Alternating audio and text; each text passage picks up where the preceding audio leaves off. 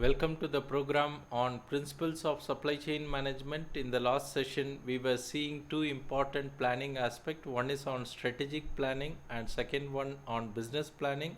We will continue with the various other planning process. Of course, what we are seeing each of this process is hierarchical.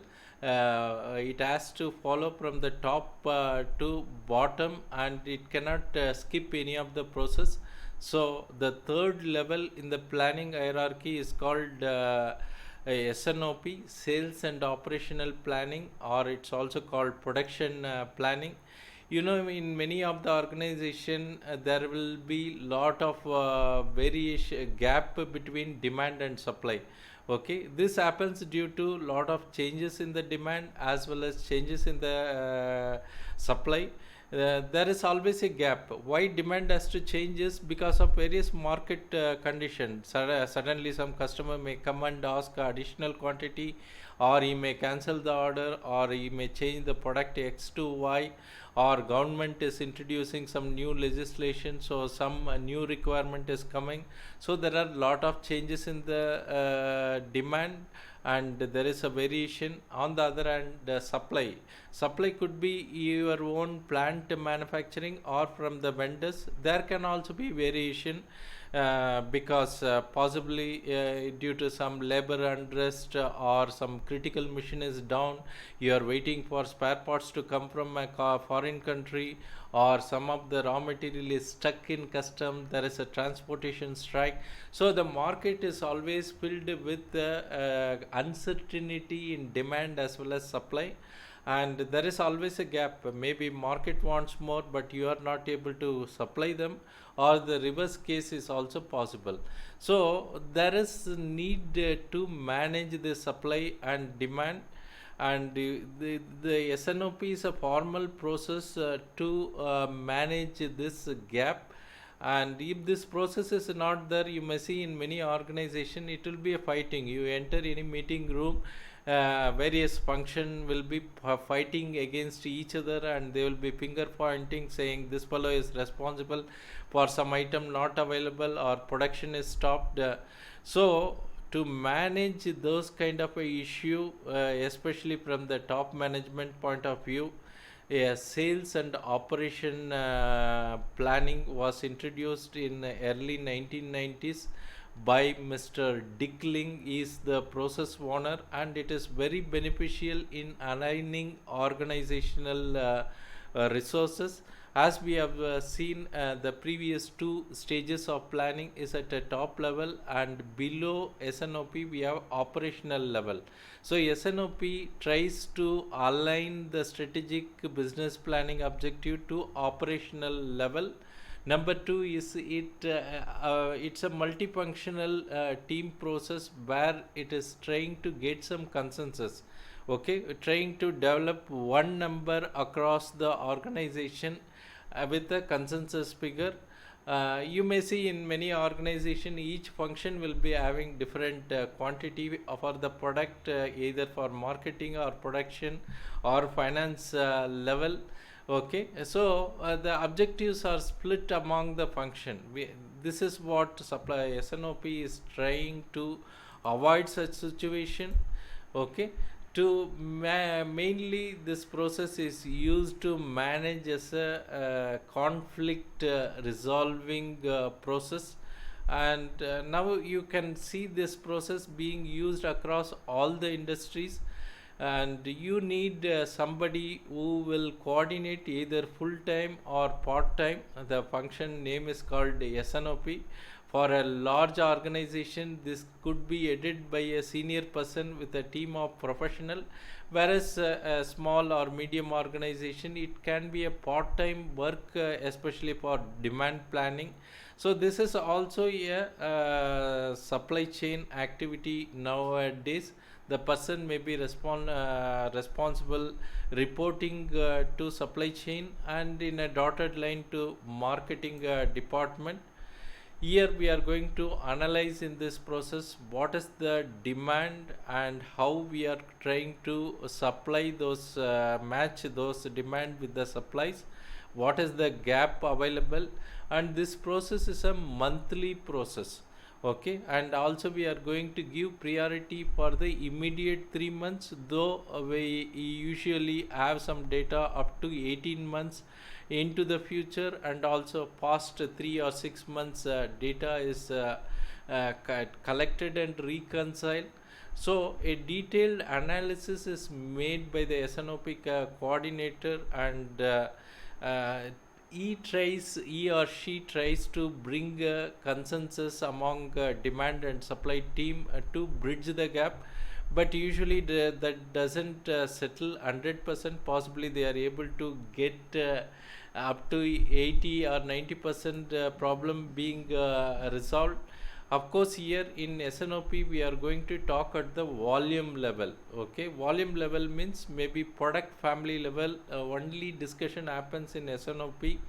For example, if you take a car manufacturing, maybe different varieties of cars may be there. For example, passenger car or SUV or sports type of a vehicle. So here, product family wise, we are going to finalize the demand and supply figures. Okay, we are not going to further break down within the sports car what are the different modules, models available, and what are the requirement. That becomes the mix that we are going to discuss in the next process. SNOP is specifically meant for discussing at a product family level or aggregate level, or that is also called volume level. And it is normally a 5 step process proposed by Mr. Dickling, and it is a monthly process. The step number one is collection of data from the previous months. Normally this process happens from the beginning of every month and concludes within the third week of every month. Okay, starts with the data collection, then reconciling data with demand function. The third step is reconciling demand with the supply function, and fourth step is pre-SNOP meeting, where we are trying to evolve some consensus among all the function. Possibly one or two will issue will remain unresolved. This is where we have a final step called executive SNOP, and in the executive SNOP all the points are clearly explained, and whatever points which are not resolved, we have to propose alternatives and the expected result benefit out of that. Here I have seen many times people take approval for additional air freight or additional cost increase for some of the component. Finally, what is expected is you need to have a consensus on demand and supply, and in the final process the participation of top executive with the whatever the name called, he should be present and participate in the process. Finally, the output will be a agreed figures. Okay, agreed figures which will be valid for the coming months production or sales figures, and usually this is signed and this is input into the system, so that all other working is possible. In fact, SNOP is a very interesting topic. We have a program on this topic for 8 hours. If you are interested, you can visit our site and subscribe to such a program. The next important topic for people who are want to enter supply chain management is knowing some integrated software. You know, MS Office can be installed in any system. It is all standalone working. But in an organization, you know, there are different functions are available, and they should have a common database, and possibly all different functions should be able to access the common database, and depending upon their authorization they may be possible to add or delete or modify any of the data available in the database. And this is where ERP comes into play. Okay, it is a enterprise resource planning, and usually now you have seen the complexity of supply chain is increasing. even a small size organization, they should be able to manage 10,000 SKUs. SKU means stock keeping units or different part codes. Okay, so it is not possible to manually manage or by using Excel sheet. So you need to have a system which is connected with all the function with the centralized database.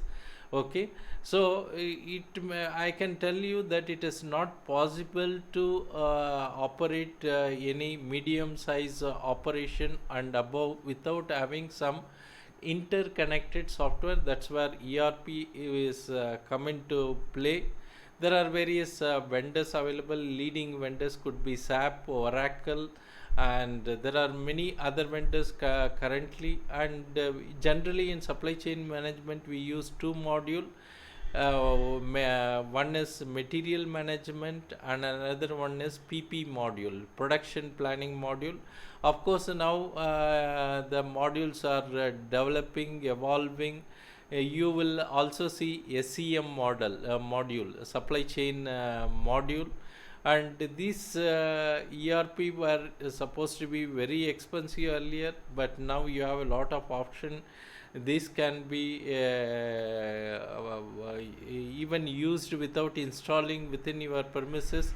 Something called cloud computing or SaaS. You can hire them or lease them. So such possibilities are there. And for you as a supply chain professional, possibly you need to learn this software because most of the organization are using it. But I can tell you that it is not so much difficult if you know how to use Excel, or for that matter any e-commerce platform.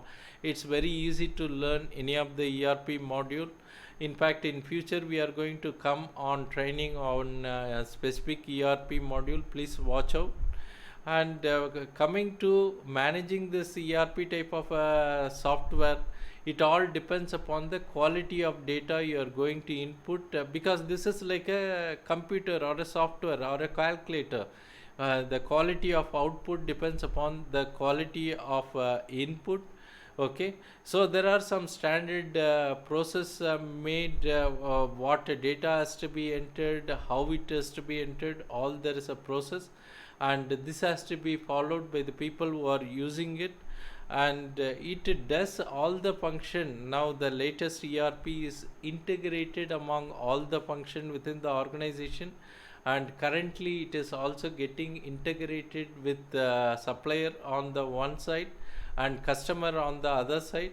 So your customer need not physically release any order to you. It is always received through ERP directly. So there is no repetition of order entry process from the customer.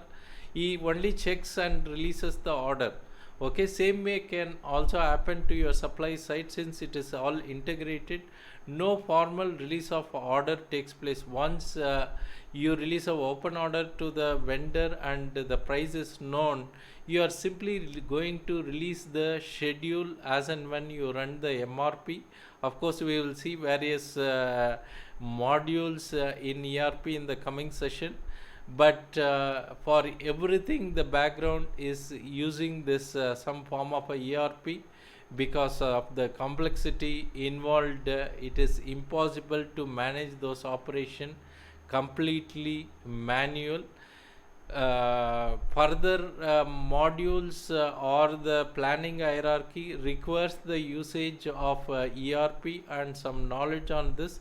Then it is easier to follow what I am going to talk or the process being used in various organizations. We will continue with our program in the next session. Thanks for watching. Bye.